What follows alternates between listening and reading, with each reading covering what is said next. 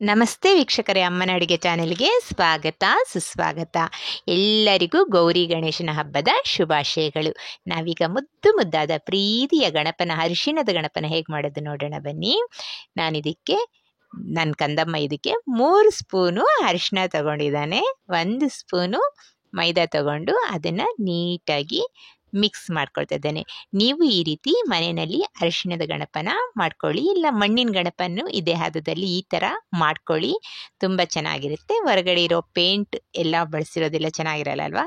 ಇದು ನೀರಿನಲ್ಲೂ ಚೆನ್ನಾಗಿ ಡೈಲ್ಯೂಟ್ ಆಗುತ್ತೆ. ಹಾಗಾಗಿ ನೋಡಿ, ಈ ರೀತಿ ಇದನ್ನು ಪೇಸ್ಟ್ ತಯಾರಿಸ್ಕೊಳ್ಳಿ. ಎಷ್ಟು ಬೇಕೋ ಅಷ್ಟೇ ನೀರು ಹಾಕ್ಕೊಳ್ಳಿ. ಅದನ್ನು ಕಲಿಸ್ಕೊಂಡು ನೀಟಾಗಿ ಈ ರೀತಿ ಕಲಿಸ್ಕೊಳ್ಳಿ. ನಿಮಗೆ ನೀವೇ ಮಾಡಿದ ಗಣಪ ಅಂತಂದರೆ ತುಂಬ ಇಷ್ಟ ಆಗುತ್ತಲ್ಲ, ಅದು ಮನೆಯಲ್ಲಿರೋ ಮಕ್ಕಳಿಗಂದರೆ ತುಂಬ ಇಷ್ಟ ಆಗುತ್ತೆ. ಗಣಪ ತಂದಿಲ್ಲ ಅಂದರೆ ಇನ್ನೂ ಈ ರೀತಿ ಮಾಡ್ಕೊಳ್ಳಿ. ನಾನು 3 ಸ್ಪೂನ್ಗೆ ಹಾಕ್ಕೊಂಡಿರೋದ್ರಿಂದ ಇಷ್ಟು ಚಿಕ್ಕದಾಗಿಯೇ ಗಣಪನ ಮಾಡ್ಕೊಳ್ತಾ ಇದ್ದೀವಿ. ಅದನ್ನು ಇಷ್ಟು ಭಾಗಗಳಾಗಿ ಮಾಡ್ಕೊಳ್ಳಿ. ಒಂದು 7 ಭಾಗ ಮಾಡ್ಕೊಳ್ಳಿ. ಕೈಗೆ, ಕಾಲಿಗೆ ಮತ್ತು ಹೊಟ್ಟೆಗೆ ಆ ರೀತಿ, ಮತ್ತು ತಲೆಗೆ, ಕಿವಿಗಳಿಗೆ ಎರಡು ಉದ್ದ ಭಾಗ ಮಾಡ್ಕೊಂಡಿದೆ ಅಲ್ವಾ, ಅದರಲ್ಲಿ ಕೈಗಳು ಕಾಲುಗಳು ಮಾಡ್ಕೊಳ್ಳಿ. ಒಂದು ದೊಡ್ಡ ಭಾಗನ ಹೊಟ್ಟೆ ಮಾಡ್ಕೊಳ್ಳಿ.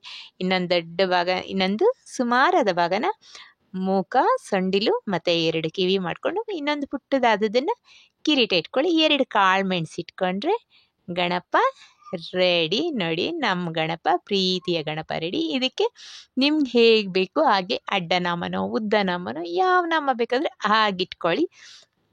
ಸೊಂಡ್ಲಿಗೊಂದು ಬಿಳಿ ನಾಮ ಇಟ್ಕೊಳ್ಳಿ, ಕಿವಿಗೆ ಬಿಳಿ ಚಾಂದಿದ್ರೆ ಇಟ್ಕೊಳ್ಳಿ, ಇಲ್ಲ ವಿಭೂತಿನ ಕಲಸಿ ಇಟ್ಕೊಳ್ಳಿ, ಕುಂಕುಮನ ಕಲಸಿ ಆದರೂ ಇಟ್ಕೊಳ್ಳಿ.